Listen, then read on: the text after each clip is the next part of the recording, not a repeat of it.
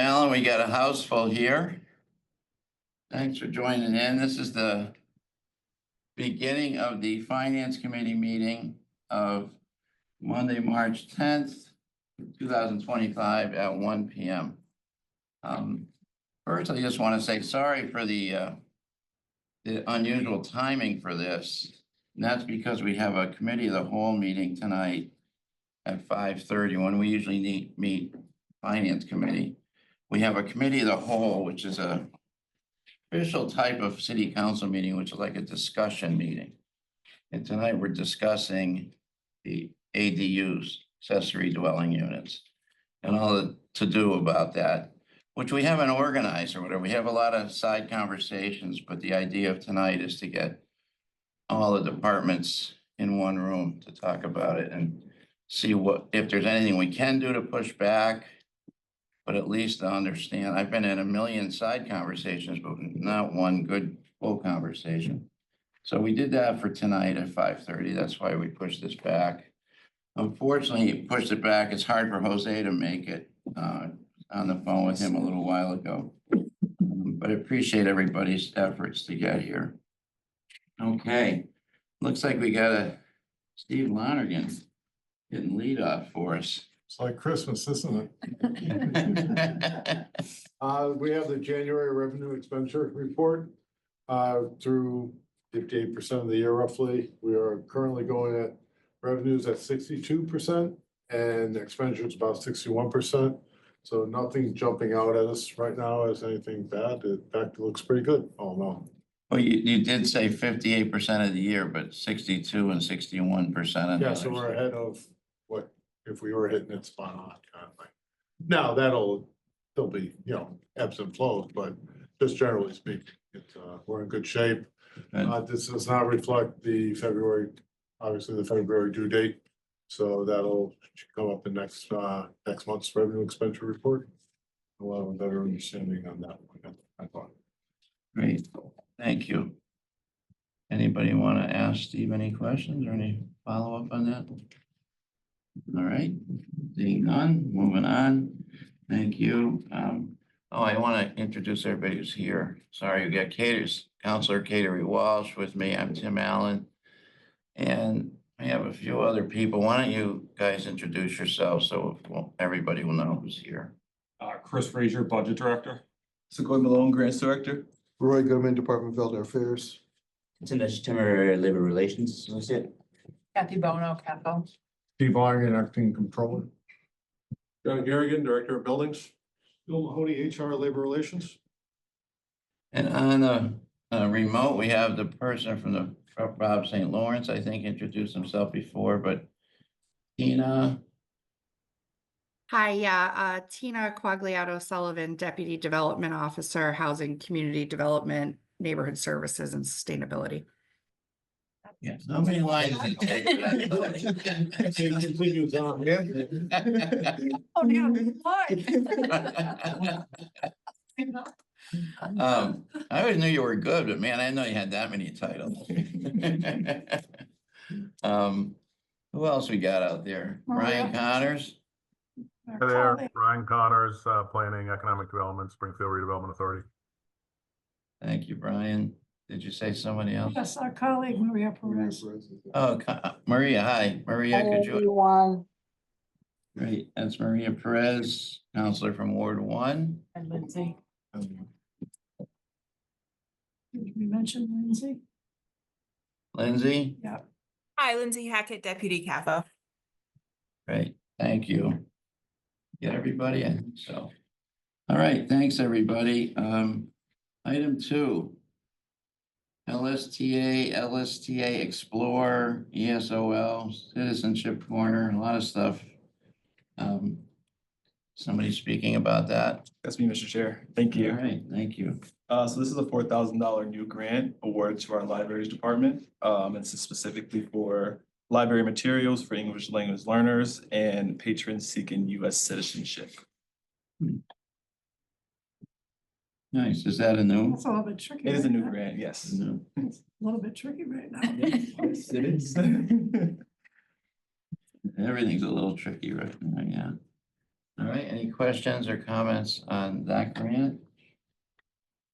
Moving along, thank you. Moving along, the Shine earmark grant, 54,000. Yeah, that'll be me for Elder Affairs. The Executive Office of Aging sent us an earmark for the SHINE program for fiscal year 25. It's a one-time supplement funding. It will not reoccur for future fiscal years. It's for 54,000 and it's for technology needs. They want us to give a one-time bonus to a few staff members that we have. Temporary office help, it can go towards recruitment of volunteer counselors and recruitment of bilingual counselors. And so it's just a one-time supplemental grant that they sent us. They help in a few different specific areas. For SHINE. Right. And are they located directly at the Raymond Jordan Center? SHINE program, yes, correct. Second floor, right? No, I think you're still on the First floor, First yeah. floor. right, Do a lot of people take advantage of it? yes. Yeah, so right now there's just one staff member. Yeah. We're in the process of hiring a second person, an assistant SHINE, but she has multiple volunteers. Throughout Camden, New Hampshire, she has volunteers, so like 30-some volunteers. Good. I'm sure you help her shine. Yes, I open her door for her every day. Good. All right, thank you, Roy. Moving along to City Start Grant. I wonder why the city hadn't started yet. Here's the grant now. That's mine, Mr. Chair. Brian Connors, Planning and Economic Development. Planning and Economic Development applied for this program. It is funded by the Bloomberg Philanthropy under their Cities for Financial Empowerment program. This is a planning grant, so it allows us to develop a financial empowerment blueprint to prioritize strategies to improve financial outcomes for city residents. Is that Bloomberg that ran for president? That's his company? It's the philanthropic arm of the Bloomberg world, yes. All right. That's great. I'd never heard of it before. Didn't know there was a philanthropic side. Any questions for Brian? How does this grant work? You said it's for citizens. How does it work? Yeah, how does it work? How does citizens access it? Yeah, so it's a planning grant. So we're going to be going through basically a 1 to 2 year study to come up with engagement from the community and residents to develop a plan. And so, basically there's a lot of existing research about, issues from housing to jobs and workforce and what impacts people's wealth outcomes. This kind of takes all of that into a study dedicated to just improving people's financial worth. So at the end of the day, we end up with a blueprint that tells us what are the kinds of things that we can do to help city residents improve their wealth outcomes. Sounds good. Sounds good. Does it overlap with other work we've done? Yeah, it does. I mean, I think there's a foundation of work. We'll be looking, this project will basically start in Mason Square. So there's work that has begun there already. AIC, for instance, they received a grant about a year ago to actually build a financial empowerment center for residents. So they have money for a facility. This would kind of help towards programming, what kind of workshops, what kind of, things like that might help towards that effort. So yeah, I think there's things that we could build off. We're not really starting from scratch in this department, but it would really focus attention on specifically, financial empowerment. That's good. Is the TD Bank North there still open a few days a week or something? It is, yeah. Yep. Would they possibly be part of this or try to pull them in? Yeah, I think we have we have banking partners that we've begun to talk to. So for sure, so a bank that's located in Mason Square, we want them to be part of this. Great. Any other questions for Brian? Yeah, I have a question. So what will you be looking at the outcome of this planning? The end result is a plan. So the outcome is it's called a financial blueprint. I'm happy to distribute. We're one of 6 cities in the country that received this grant this year. But I'm happy to share with you some of the other reports from other cities that from the last cohort. And so, like, for example, Cincinnati was in the last cohort. One of the things they found in Cincinnati was that medical debt was low-income residents' most important issue and the thing that was keeping them, behind. And so the city was able to team up with a debt canceller, put a little bit of money into it, and get a whole bunch of debt canceled. So that's one specific issue in one city. But basically, you end up with, at the end of the study, a plan of strategies of how can we improve people's chances for a better financial outcome. And I asked because this morning I was looking at a report in terms of education, and I think one of the biggest issues is education. That's why I'm asking. Obtain some certificates or go to college. And specifically in my neighborhood, being the poorest of the state, the education I attend is very low, so that's why I was asking the question. Thank you. Thank you, Council. Yeah, that'll absolutely be high on the list. I think Armando Feliciano tells me regularly about 25% of our residents don't have a GED. So that's a step behind right there. Is it only gonna be Mason Square? Is it gonna be anywhere in the North End? The study basically begins in Mason Square. The idea is you're building a plan for all residents. But we do a target study with focus groups and build off of that. Right. You all set, Council Perez? Yeah, that's why I am aware and advocating for this sides of the city in terms of the report that I read this morning, and it's very crucial. Thank you, Mr. Chair. Thank you. All right, seeing no more questions, moving on to item 5. Thank you, Brian, for that report. EEA Municipal Vulnerability Preparedness, 103,000. Somebody here to talk Hi, on that. yeah, hi, Tina Quagliato Sullivan. I'm here to speak on this. So this is a municipal vulnerability preparedness planning grant.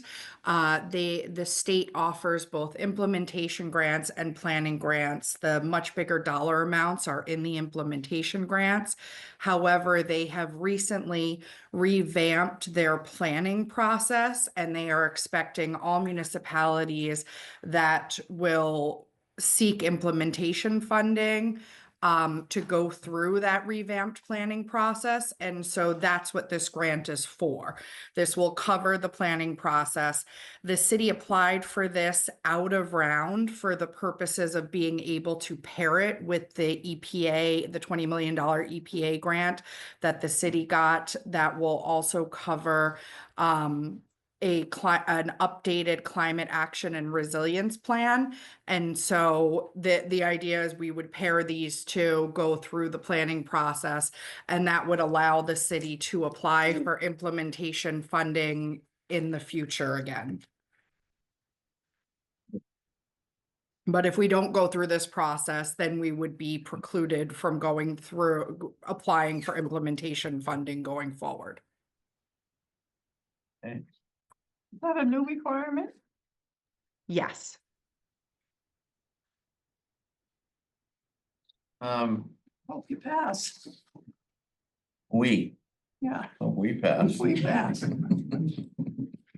Oh, yeah, no, you all didn't pass it. The state, it's a state requirement. They've sort of revamped their program.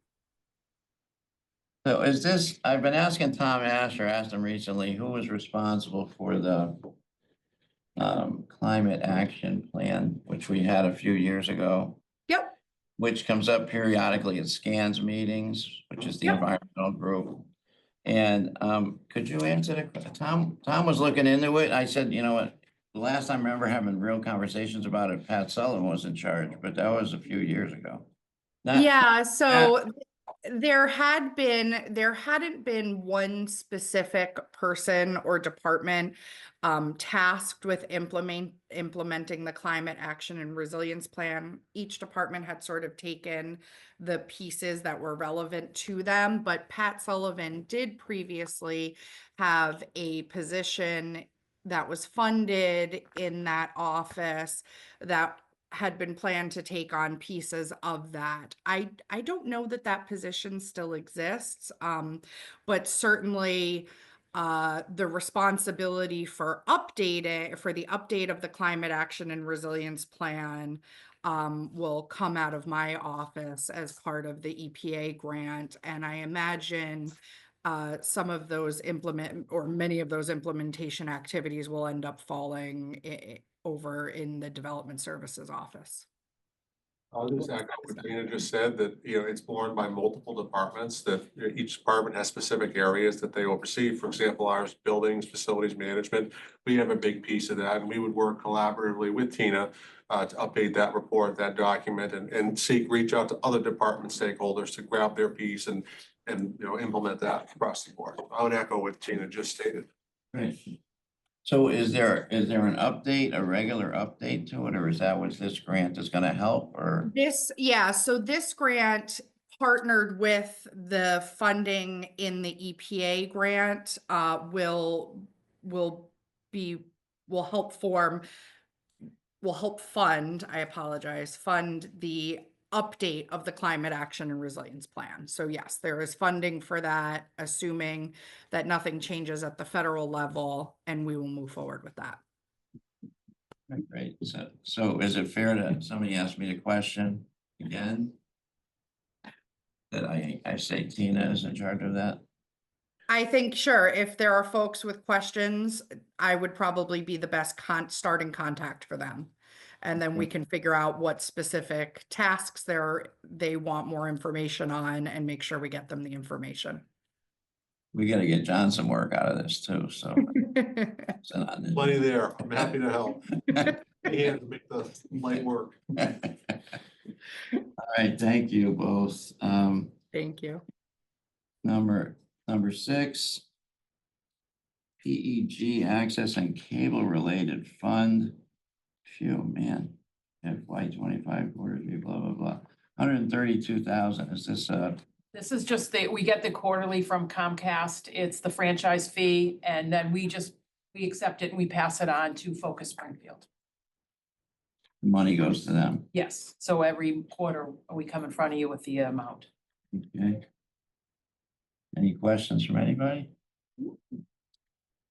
Sounds good. Next one is, bills of prior year, $484. So this is a bill of a prior year from the police department. It was for $484 from Springfield Tire and Auto. They need your authorization to pay this bill out of this year's funding. It was just a bill that got lost in the shuffle, so to speak. Okay. It happens. It happens. It does. Never happens at my house. Yeah. What a joke, that statement. Anyway, thank you, Kathy. Collective bargaining, I think we're moving over to. Is there a time limit on when bills like these have to be paid? No, it's just if it's paid after and they don't have a prior purchase order that they open for it, we do need your permission to come in front of you, but any bill, I mean, they can come, one from 23 and we need your authorization to pay it from current year funds. But no, if the city owes it, we will pay it. Yeah. If they can prove that we receive the services or receive the tires, I assume, or work, that we will pay it. We just need the council's approval to do that. Okay. We'll take that under advisement. Yes, sir, Bill Mahoney, we're coming up to you, man. You're in the 9th spot in the batting order. Well, the good news is we have a tentative agreement with the Public Health Nurses Association. This is a contract, it's a 4-year deal. Here, and cover the period of July 1st, 2024 to June 30th of 2028. Year 1, the salary increase is $1 an hour. In year 2, 3, and 4, it's 2%, 2%, 2%. We can expand the time to file a grievance from 5 days to 10 days. We've added the military leave ordinance language that the council adopted some time ago. We've got some flexibility to use outside nurse agencies and part-time non-bargaining staff to supplement the workforce. And that's really important because there is no workforce. This bargaining unit was, when I got here, had 4 people in it. When I negotiated this contract, it had 1 person in it. She settled the contract and then she resigned. So I have a ratified contract that I still need to bring in front of the council, but I don't have any employees in the bargaining. So you mean the no nurses? We are now contracting with Springfield Public Schools to use their school nurses on an overtime basis for us. And we have a nurse supervisor that we've hired. She's working for us as well. So as we need agency nurses, we'll use agency nurses. And as we need, if we can bring, we'll probably have more success with part-time nurses than full-time nurses, because you may have nurses at the hospital that just want to pick up part-time, 10 hours a week, 15 hours a week, and we'd be great for that. But this has nothing to do with nurses in schools. This is different. It's nothing to do with, nurses in school have their own contract, represented by the UFCW. But we have an agreement with the school department to use their nurses on an overtime basis to check up on things that we need to look into. That's how we're kind of fitting, or covering the needs right now. Who controls the work? Is this out of Helen's or? Yeah, it's out of Helen's shop, yeah. So she's the one who knows if she needs somebody somewhere. Right. So she has a nurse supervisor, an RN, I think it's Dominique Taylor, I think is her name, and she's running the nursing part of the thing, and where they need nurses to step in for something, they'll either work with the school department, or we now have the greater flexibility. Whereas before it was just in emergency situations, now the flexibility under this contract will be as needed. How long have you been working like this? She left in the fall, late fall, I think. Yeah, so we probably set this up very late fall, winter. Do you have any concerns? With the contract? Yeah, or With the contract, I don't have any concerns. No, it's a good contract for the city. I would say and for the nurses, but there are none in the bargaining unit, so it's a good contract. It's just very unusual. I've never brought a contract to the council or anywhere where there's no employees in the bargaining unit. And there's nobody to object. There's no one who's- what's the financial impact? Not much. Zero. Refer that to the $0.0. capo.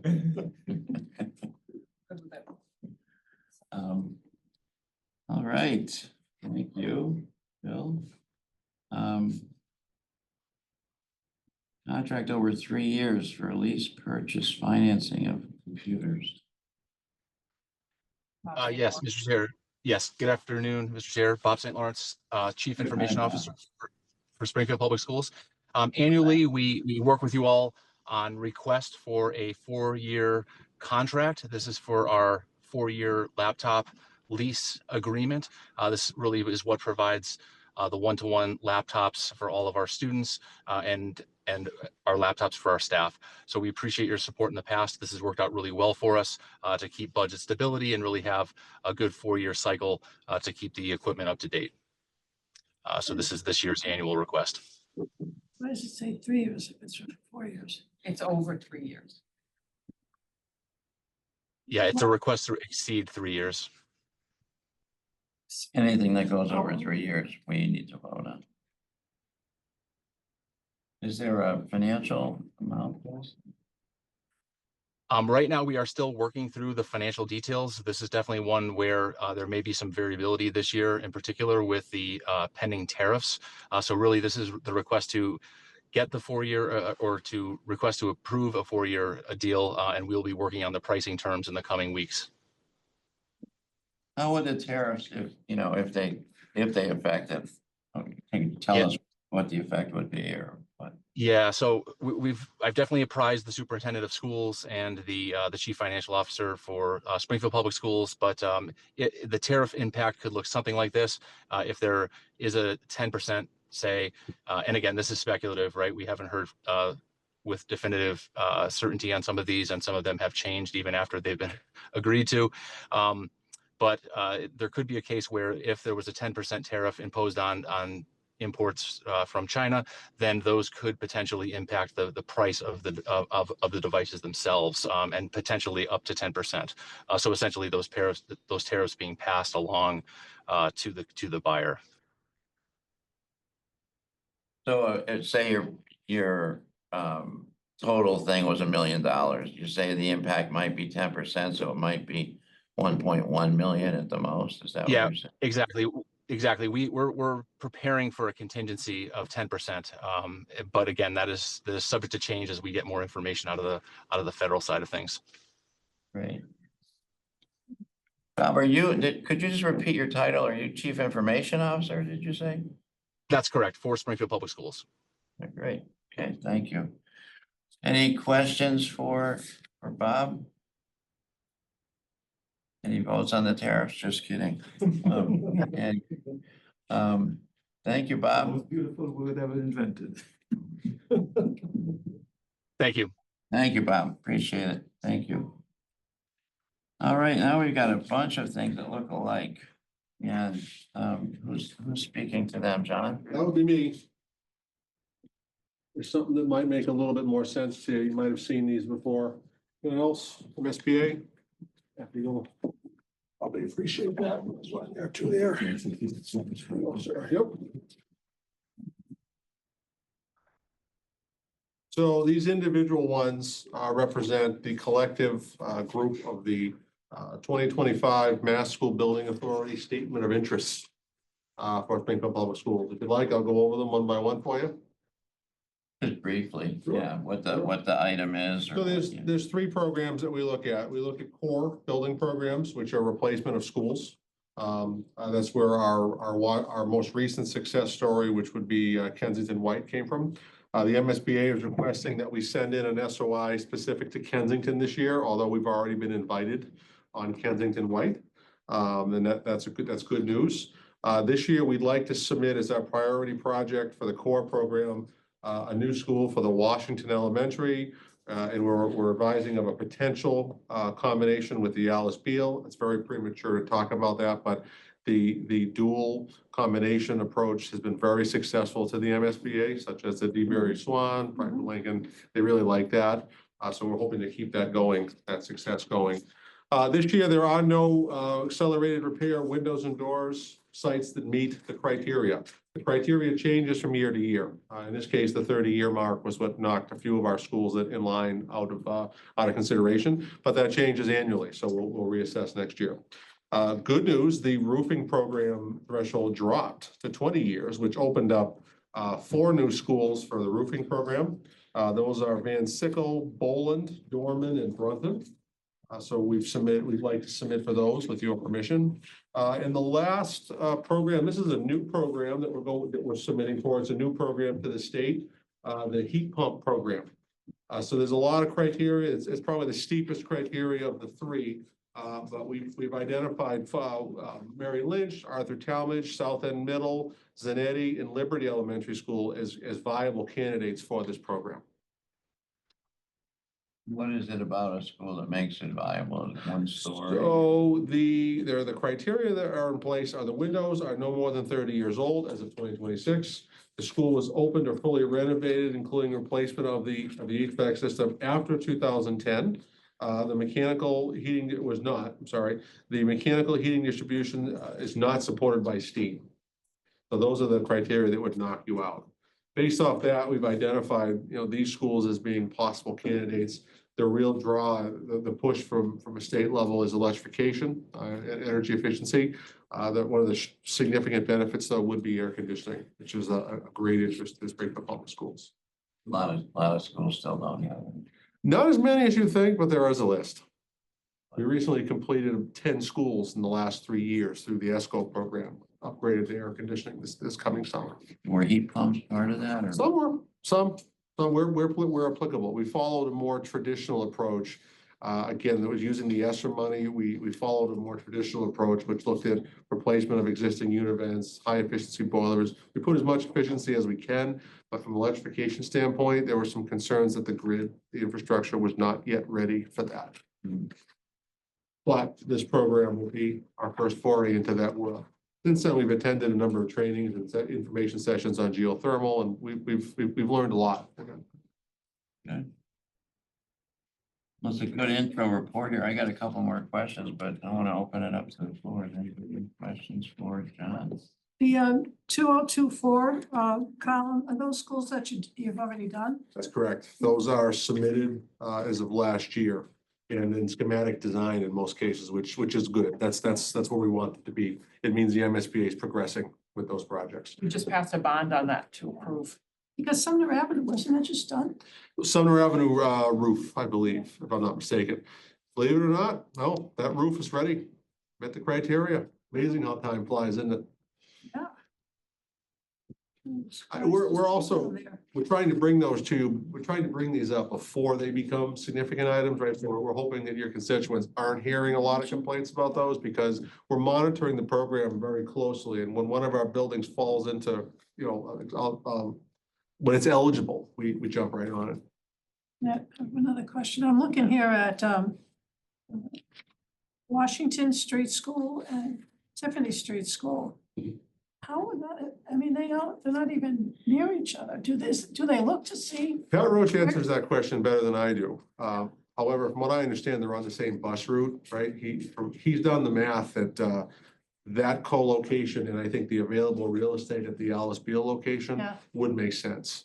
But I can get you more information on that, but I'm on the buildings end of the wheelhouse. Yeah. From an educational standpoint, Pat Roach has a really solid justification for why that makes sense. It has to do with busing and walking distance, right? Yeah, they just don't seem close to me at all. So what happens to Washington Street School if you do something like this? It just becomes another one. Well, it becomes a lot of different options. Either it could be torn down, it could go into RFP. It essentially leaves the school department's control unless there's a strong use for it. But typically we try to divest from those properties given their age and Because current the Spring condition. to Berry School, I mean, they weren't that far apart. These schools. I think if you put it on a map, you'd be surprised. They're not as far as you would think linear as the crow might fly.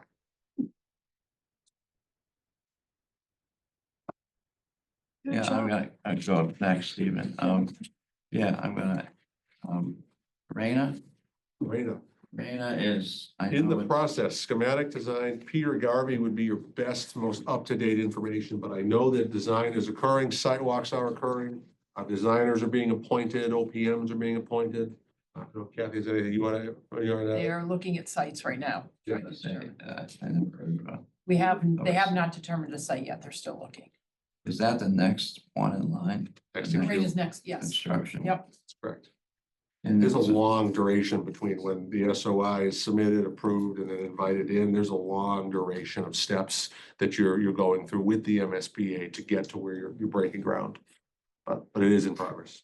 I mean, we have to follow every single step and they have to prove every one because we do get 80% reimbursement. So we have to make sure that we follow every step they ask us to, provide all the information, et cetera, so that we are getting our 80%. Yeah, it seems like we had, I don't know if I'm right on this, but about 3 years ago, Lincoln and Brunton. And then about 2 years ago, maybe a year ago, last fall or something, was Swan to Berry. Now we don't have any going right. Well, you've got a lot of stuff on the horizon. A lot on the A horizon. lot, a tremendous amount on the horizon. I mean, just looking at the 2024 list, we've been invited for White Kensington, so that's a good nod. We're in schematic design on that program. You're looking at Pottinger Windows and Doors, Milton Bradley, windows and doors for a large section of the building, Rebecca Johnson Windows and Doors, Central High School Windows and Doors, Commerce High School roof, Indian Orchard roof, Sumner Avenue roof, Bowles Elementary roof, Glenwood roof. Quite a long list. I mean, they put in for 9 and it's a testament to John and to Peter because they were approved for all 9, which, doesn't normally happen. They told me 4 or 5 and then he came back and goes, we got all 9. This is great. So, I mean, great, but, so it is, they were approved for all 9. So and it's good and it's an 80% reimbursement, so you couldn't ask for more. So Big year. Yeah. That's good, great. Any questions? for Yeah, John? so Harena, are they thinking of tearing that down or moving it or what? I mean, right now, they're not doing anything to it because they're gonna need that open while they build the other school. So I don't know what the plan is right now. I think you're looking at occupying that building until at least 2030. by the Yeah, time I mean, construction's off. even as they're going, I think 2030 is the date for the new school open. Would it remain in the north Remain end? in that school, yeah, until the new one is built and open, which I think Peter said 2030 Yep, is the, that's correct. is the year. It's sobering to hear that date, isn't it? I'm not. That date is, I don't get sobered by dates, but that date's sober. Send me a picture. Oh,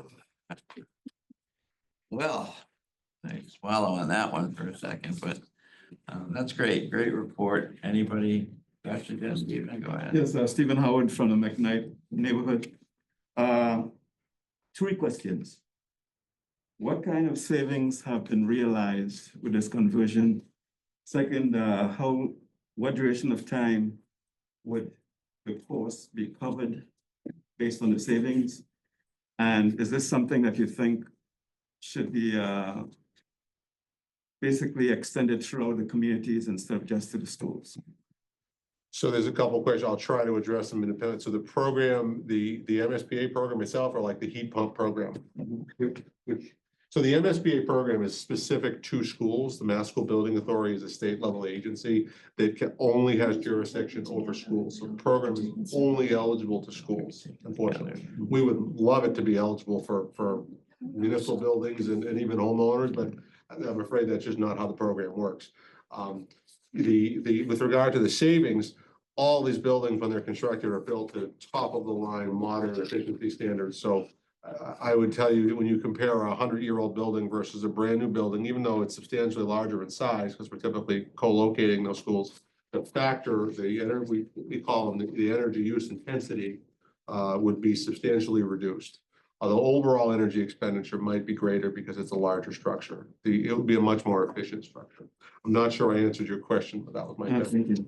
Thank you, Mr. Chair. Thank you, Stephen. All right, do we have anything else on here? You cover 10 through 21. They're all the same item, just different schools. Anything else, John? That's it. That's all. We'll be before the full council tonight, as well as the full school committee later in the week. And we use those minutes as we need those minutes as part of our submission. Okay, we'll look forward to you. I I don't know if they'll be handled, Yeah, one by one or whether they'll be grouped. That's I feel like they're grouped. You have a common voting language, but I feel like you read the language for one. right. And then you announce each site and then you vote, is how I remember it vaguely, but. I think so too. Yeah. Mike likes to group things as much as he can. All right, any other questions for anybody? Thanks, everybody, for coming to this meeting. Appreciate you. And some of you will see tonight. And if you want to come and find out about accessory dwelling units, 5:30 in the chamber. We could use all the help we got figuring out what to do. But if your grant is under 100,000, you don't have to be there because we automatically pass it. Bye-bye. All right, thanks. Have a great day. Thanks, everybody, and TV land.